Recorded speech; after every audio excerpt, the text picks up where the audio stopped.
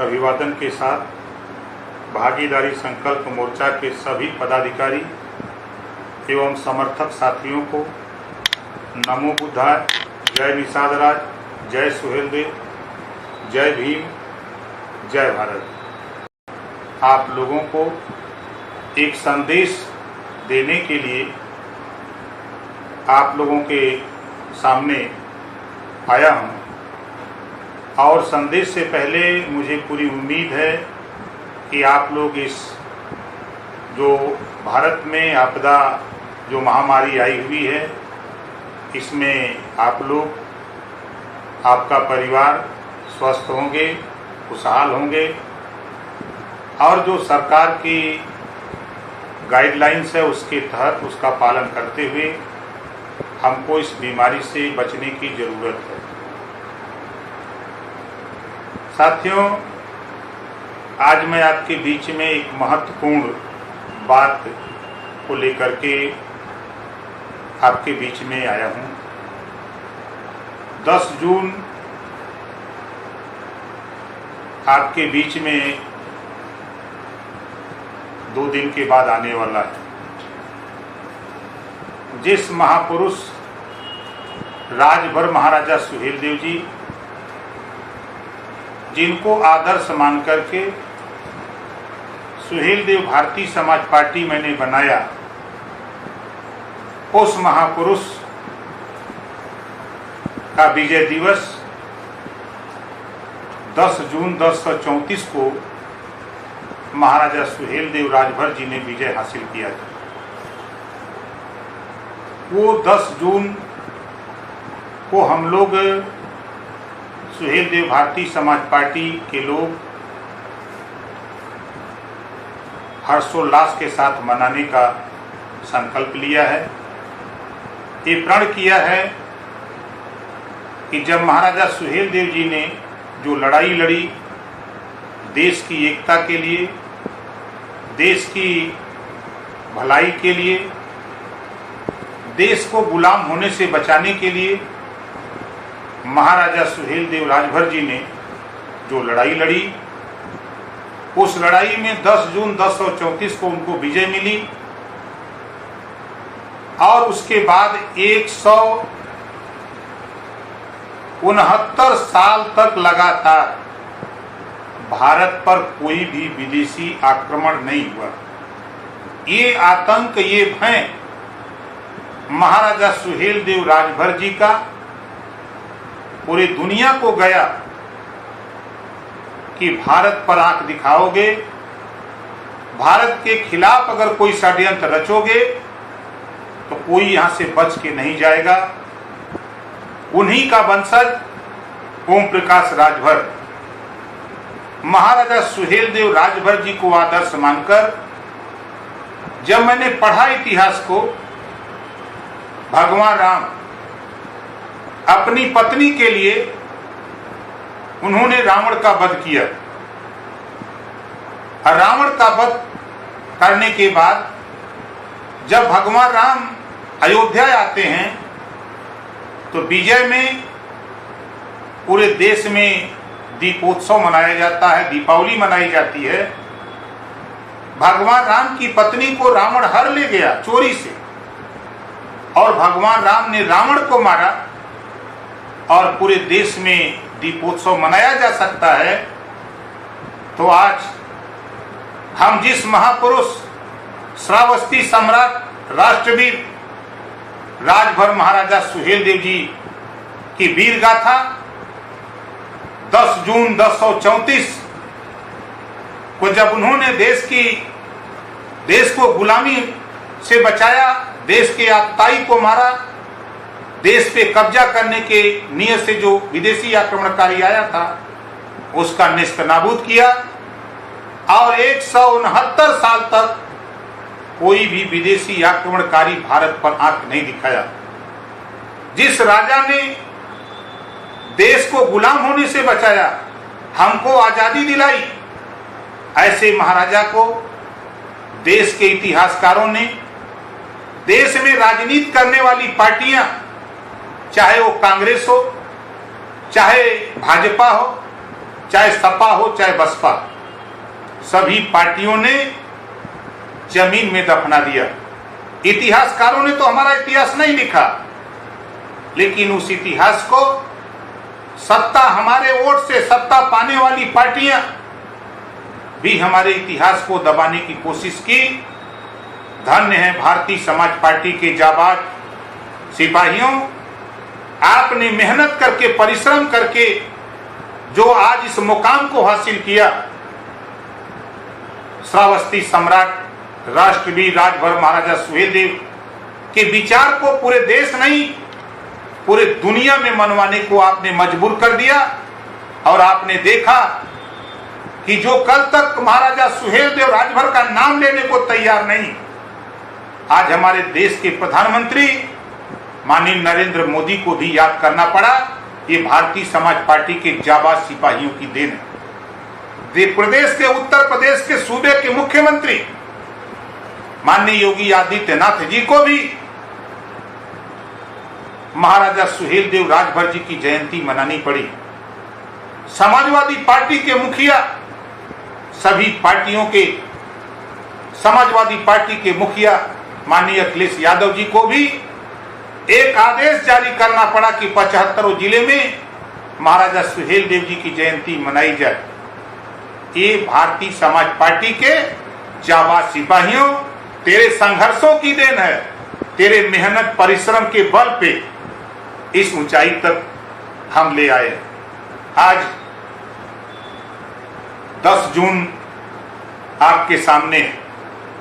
हमारी सोच है कि जिस तरह भगवान राम ने विजय हासिल की, पूरे देश में अगर दीपोत्सव मनाया जा सकता है, तो भारतीय समाज पार्टी के लोगों, महाराजा सुहेलदेव राजभर जी के वंशजों 10 जून को पूरे देश में जहां भी उनका वंशज रहता है, अपने अपने घरों में, अपने अपने दरवाजे पर 10 जून को 10 दीपक जलाकर ये संदेश देने का काम करो कि अगर हम दुबई में हैं, सऊदीया में हैं, सिंगापुर में हैं, हम बंबई हैं, कलकत्ता हैं, गुजरात हैं, आंध्रा है, तमिलनाडु है, केरल है, महाराष्ट्र है, गुजरात है, यूपी है, बिहार है, हम जहां भी हैं, हम अपने पूर्वज को हम सम्मान नहीं करेंगे, हम दीपोत्सव नहीं मनाएंगे, तो दूसरा कोई मानने को तैयार नहीं है। जब हम मनाने का काम करेंगे, जब हम मान लेंगे, तो तमाम लोग इस बात को मानने के लिए मजबूर हो जाएंगे। साथी, इस नाते हम आज भारतीय समाज पार्टी के नौजवान जाबाज सिपाहियों,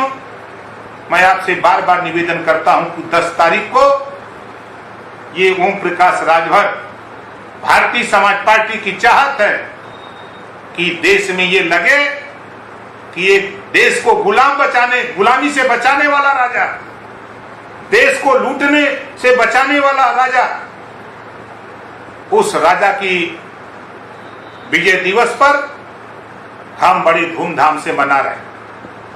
ये आपको 10 तारीख को, 10 जून 2021, ये आपको प्रदर्शित करना होगा अपने अपने घरों पर, अपने अपने दरवाजे पर, अपने घर में भी महाराजा सुहेलदेव जी की मूर्ति लगाकर, फोटो लगाकर, जहां भी मूर्ति लगी है वहां जिस तरह दीपावली के दिन आप दीपक जलाते हो, उसी तरह महाराजा सुहेलदेव राजभर जी के मूर्ति के यहाँ ये दिखाई दे, इनके वंशज घर से लेकर के मंदिर तक महाराजा सुहेलदेव जगमगाते हुए दिखाई दे। आपने 10 तारीख को यह साबित कर दिया पूरे प्रदेश में, तो 22 में ओम प्रकाश राजभर महाराजा सुहेलदेव जी का सपना साकार करके दिखाऊंगा। साथियों, ये क्यों कह रहा हूं कि अब तक हमको आपको धोखा मिला। हम लोग जिसके साथ गए वो हमको धोखा दिया, जिसका उदाहरण मैं पिछड़े समाज के लोगों, मैं खास तौर से आप लोगों से कहना चाहता हूं कि आप उठा के देखो, 1993 में पिछड़ा वर्ग आयोग बनता है। किस लिए बनता है? पिछड़ों को झुंझुना थमाया जाता है। फिर सरकार बदलती है, तो सरकार पिछड़ों के दम पर बनने वाली बीजेपी, भारतीय झूठ पार्टी की सरकार, पिछड़ा वर्ग आयोग के आगे एक शब्द जोड़ देती है, राष्ट्रीय पिछड़ा वर्ग आयोग 2018 में बनाती है। इससे भी संदेश नहीं पहुंचता है। 2 अक्टूबर 2017 को रोहिणी आयोग का गठन करते हैं, संदेश देते हैं कि 6 महीने में हम पिछड़ों को हिस्सा दिला के मानेंगे। बाहर नरेंद्र मोदी जी, देश के प्रधानमंत्री माननीय नरेंद्र मोदी जी, आपकी बात तो ऐसे लगती है जब सुप्रीम कोर्ट से लेके हाई कोर्ट तक आपको कमेंट करने लगा, तो ये हमारे देश के पिछड़े समाज के लोगों को समझ जाना चाहिए ये क्या हो रहा है देश में। हम आपको आगे ले चलता हूं। जब 30 मई 2018 को सामाजिक न्याय समिति की रिपोर्ट आ गई, मैं सत्ता में था, माननीय योगी जी मुख्यमंत्री, संसदीय कार्य मंत्री माननीय सुरेश खन्ना जी सदन में कहा था इसको लागू करूंगा। जब मैं बहस किया तो संसदीय कार्य मंत्री ने कहा जल्दी कराऊंगा, और 18 से लेके 21 आ गया। कितना झूठ बोलोगे आप लोग भाई। ये पिछड़ी जाति के 27% आरक्षण का बंटवारा कब तक करोगे, कितने दिन में करोगे, कब तक के पिछड़ों को गुमराह करोगे। नाई का, गोड़ का, पाल का, प्रजापति का, बिंद का, केवट का, मल्लाह का, अर्कवंशी का, बारी का, बंजारा का बेटा ये कब सिपाही बनेगा, कब दरोगा बनेगा, ये कब लेखपाल बनेगा, ये कब ग्राम सेवक बनेगा। इसकी व्यवस्था कौन करेगा। सत्ता में बैठे हुए लोग बना दिया पिछड़ा वर्ग आयोग, राष्ट्रीय पिछड़ा वर्ग आयोग, रोहिणी आयोग, सामाजिक न्याय समिति की रिपोर्ट कि हम पिछड़ों को बांट करके हिस्सा देंगे। जब सत्ता से बाहर थे तब खूब चिल्लाते थे, जब आज सत्ता में हैं तो इनकी हिम्मत नहीं पड़ रही है कि 27% आरक्षण के बंटवारे की जो ओम प्रकाश राजभर ने, माननीय राघवेंद्र सिंह पूर्व रिटायर्ड हाई कोर्ट के जज, उनके द्वारा जो रिपोर्ट आई हुई 27% आरक्षण को 3 भागों में बांट दिया है। 7, 9, 11 अगर ये रिपोर्ट लागू हो जाए तो साथियों सबको बराबर हिस्सा मिलने लगेगा। लेकिन ये बीजेपी भारतीय झूठ पार्टी के लोग, इनकी कथनी और करनी में बड़ा अंतर आ गया। हम आपको आगे बताते हैं, जब देश के प्रधानमंत्री माननीय नरेंद्र मोदी जी विपक्ष में थे तब हमारे आपके बीच में भाषण देते थे कि भारत को सोने की चिड़िया बनाऊंगा। जब देश की जनता ने, खासतौर से पिछड़े समाज के लोगों, तेरी आबादी 52% है, 22.5% शेड्यूल कास्ट शेड्यूल ट्राइब्स है और 21% अल्पसंख्यक है। आपके सामने बड़ी अच्छी बात इन्होंने कहा तो आपने सोचा कि भारत सोने की चिड़िया बन जाएगा, सत्ता उनको सौंप दिया। जब सत्ता पाते ही, जब ये सत्ता पा गए तो विश्व गुरु बनाने लगे। विश्व गुरु भी नहीं बना पाए। जब इन्होंने देखा कि अब तो विश्व गुरु हम नहीं बना पाएंगे, तब इन्होंने आत्मनिर्भर बनाने के लिए शुरू कर दिया। जब ये कुछ नहीं कर पाए तब ये भारत को आत्मनिर्भर बनाने लगे। और तो और एक कवि ने लिखा है, घर घर में घुस गए मल्टीनेशनल, घर घर में घुस गए मल्टीनेशनल, सवाल उठाओ तो एंटी नेशनल बताते हैं। बाहरी बीजेपी के लोगों, दुनिया तुझसे डरे, लेकिन ओम प्रकाश राजभर जो तेरे सामने तेरी गलती है, जो आपने वादा किया हमारे सामने, उस वादे से आप मुकर गए हो। 15 लाख का वादा खाते में देने का तो मुकर गए। तूने वादा किया था 2 करोड़ युवाओं को रोजगार देने का, आप मुकर गए। आपने वादा किया था कि महंगाई कम करूंगा, आप मुकर गए। आज पेट्रोल शतक लगा दिया, सरसों का तेल 2 शतक लगा दिया, डीजल 8 रन और पीछे है शतक लगाने में। और तो और गैस सिलेंडर, आप कहते थे महंगाई कम करूंगा, 400 का गैस सिलेंडर पहुंचा दिया 900। इसके बाद भी बीजेपी के लोगों जाते हो गरीबों के बीच में कहते हो कि महंगाई अपने यहां बढ़ रही है। मुझे मालूम है महंगाई कैसे बढ़ती है। तूने तो समझौता कर लिया अडानी और अंबानी से, देश में कारोबार कर रहे हो, बिजनेस कर रहे हो, देश की जनता से आपसे मतलब नहीं है। ये कुछ अंधभक्त हैं जो तेरी बात मानते हैं, लेकिन 22 में तुझे बताऊंगा ये पिछड़े समाज के लोगों के साथ जो आपने धोखा किया, जो आपने जज्बा पैदा करा के वोट लिया, कहा था ना कि हवाई चप्पल वालों को हवाई जहाज में बैठाऊंगा।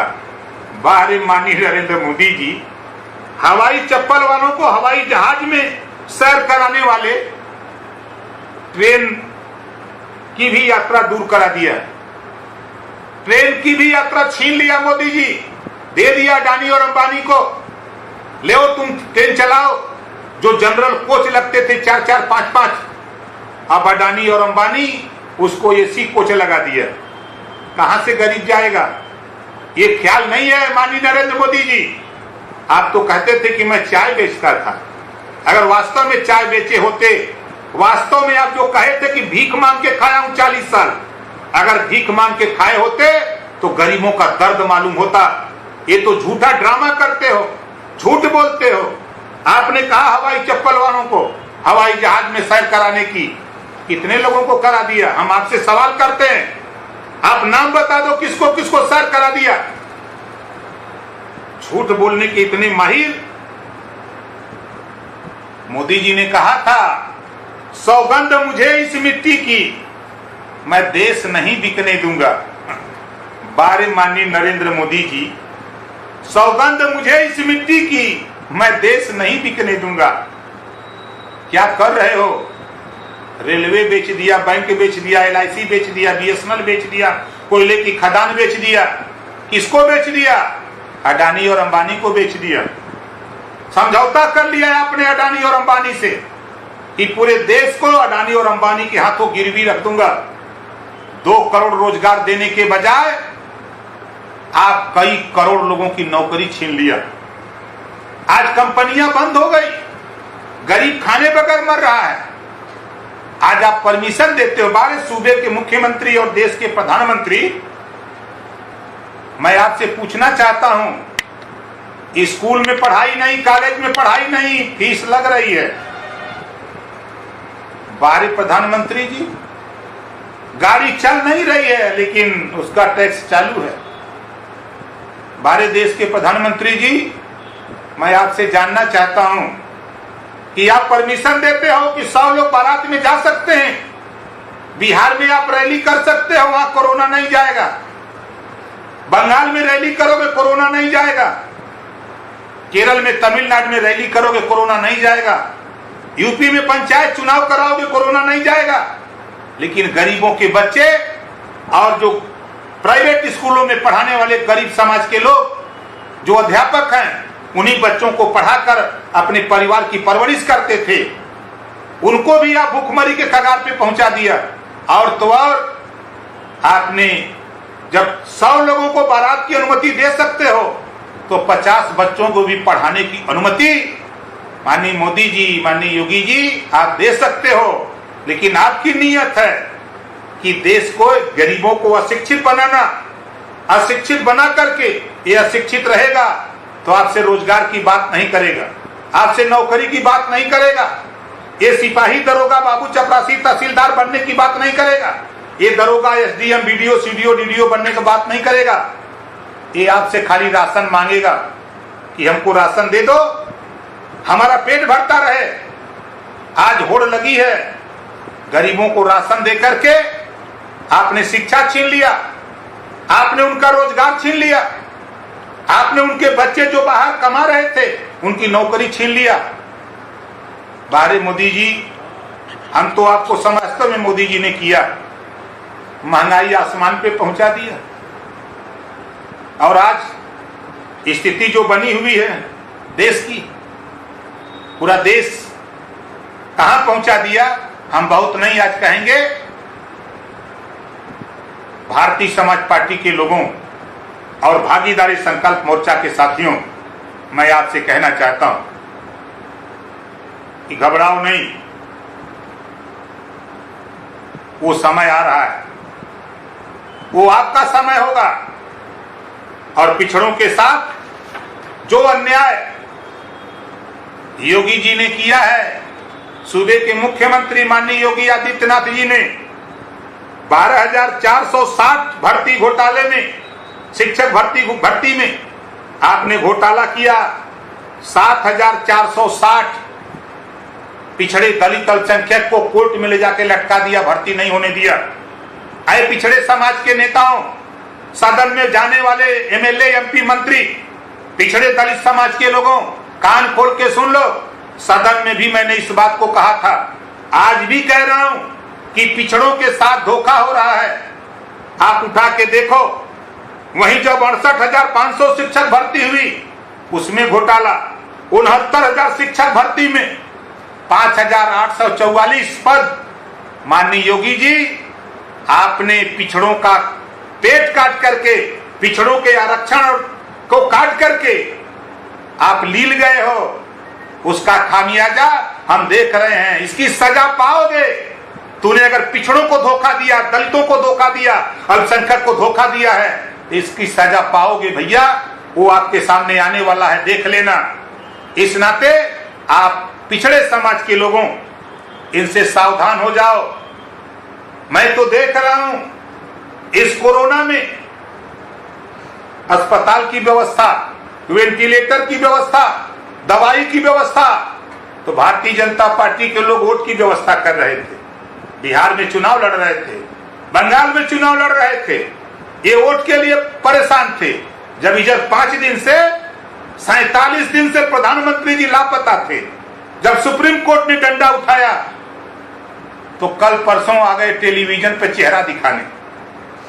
अरे जब गंगा जी में लाशें तैर रही थी, बांदा से लेके बलिया तक गंगा जी में लाशें तैर रही थी, और प्रयागराज में हजारों हिंदू लाशें दफना दी गई, तब आप टीवी पर नहीं आए। जब सुप्रीम कोर्ट ने चाबुक चलाया है तो अपनी शकल दिखाने आए हो, दिखाओ शकल।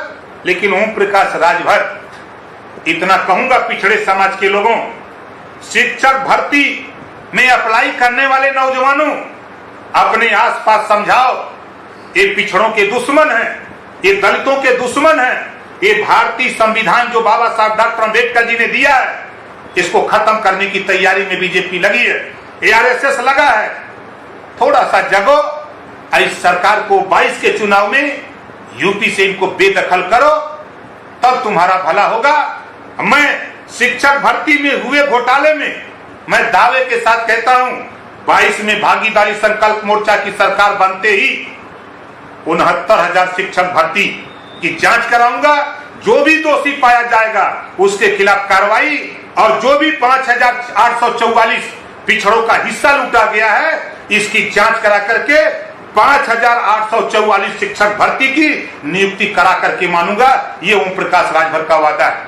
इस नाते शिक्षक भर्ती के साथियों, चाहे 12,460 के अनियमितता हो, चाहे 68,500 में भर्ती की अनियमितता हो, चाहे 69,000 शिक्षक भर्ती की अनियमितता हो, इस अनियमितता की पूरी जांच कराऊंगा।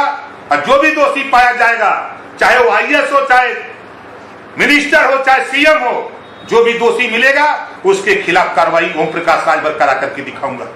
ये हम आपसे वादा करते हैं। इस नाते साथियों आपसे कहूंगा, भीख मत मांगो, राष्ट्रपति से आप मृत्यु दंड मत मांगो। आप मृत्यु दंड देना चाहते हो तो भारतीय जनता पार्टी को 2022 में सत्ता से बेदखल कर दो, यही उसके लिए मृत्यु दंड होगा।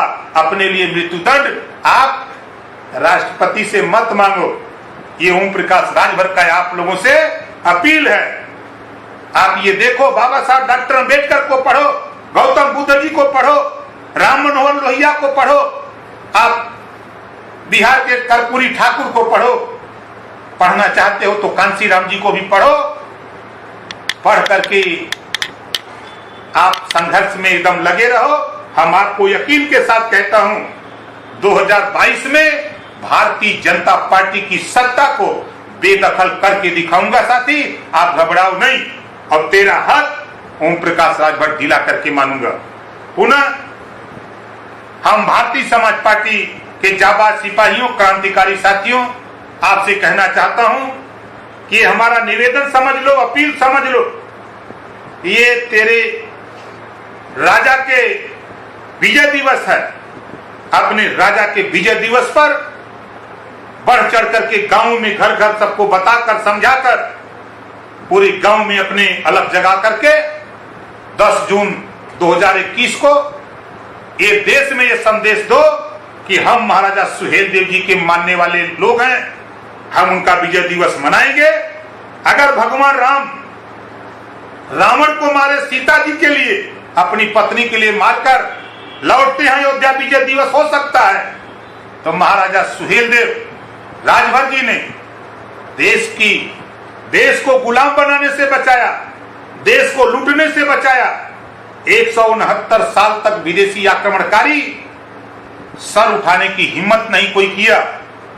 ऐसे जाबाज हमारे राजा राष्ट्रवीर महाराजा सुहेलदेव राजभर जी के विजय दिवस पर 10 जून 10-10 दीपक, 10-10 मोमबत्ती, जो भी आपको हो, इस महंगाई में, इस गरीबी में हम जला करके अपने राजा के सम्मान में हम देश को बताने का काम करेंगे। इसी बात के साथ, क्रांतिकारी अभिवादन के साथ सभी भागीदारी संकल्प मोर्चा के सभी साथियों को नमो बुद्धाय, जय निषाद राज, जय सुहेलदेव, जय भीम।